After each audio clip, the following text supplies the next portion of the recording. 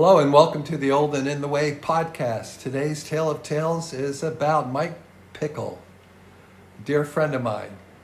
When people talk about the pioneers who gave Lowrider and bomb culture its definitive visual language, Mike Pickel stands alone.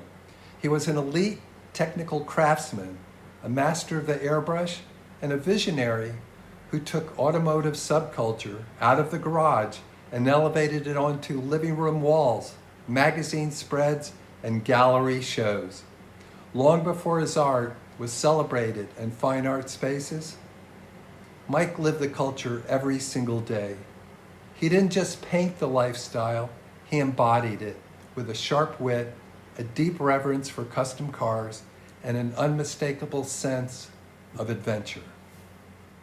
Capturing that spirit is easy when looking back at a moment on the road that you simply couldn't script. Back in the 1980s, cruising back from Campbell's Skate Park in San Jose in Mike's classic 1947 Chevy Bomb, Mike and I found ourselves pacing alongside a super clean older Cadillac on the 280 doing about 65 miles an hour with a car full of serious looking black passengers staring us down. Mike took one look over and muttered, "Shit." Then the ice broke. The guy in the back seat of the caddy held up a bottle of Jack Daniels, and the front of the Cadillac suddenly lifted 3 feet off the ground while cruising at highway speed.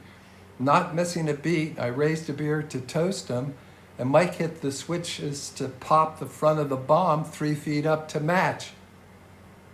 For the next couple of minutes, we cruised down the 280 alongside one another, just like that. Two very different crews, howling and laughing, sharing pure mutual respect for the ride. Before the caddy took an exit and the adrenaline settled into another unforgettable day in the Bay.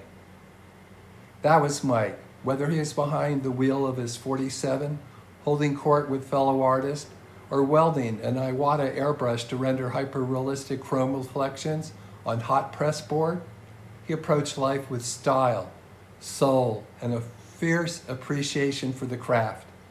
His prints, posters, and unforgettable features in publications like Lowrider Art ensured his art would stand the test of time, but his legacy lives on just as strongly in the memories of everyone who rode alongside with him.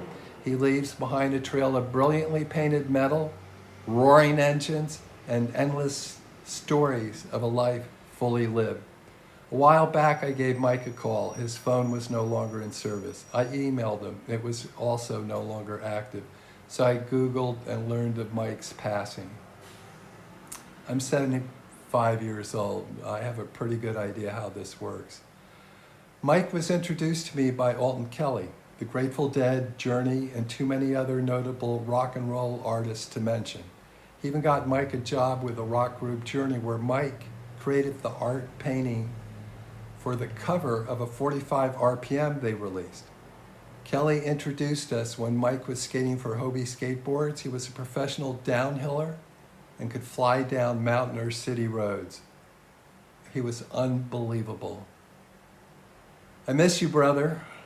Some of the best times ever. If you're looking at the Old and In the Way podcast website, you'll find a 20-minute plus video of Mike being interviewed by La Cultura magazine for a first-hand account of how the lowrider culture exploded and how Mike made it into an international phenomenon.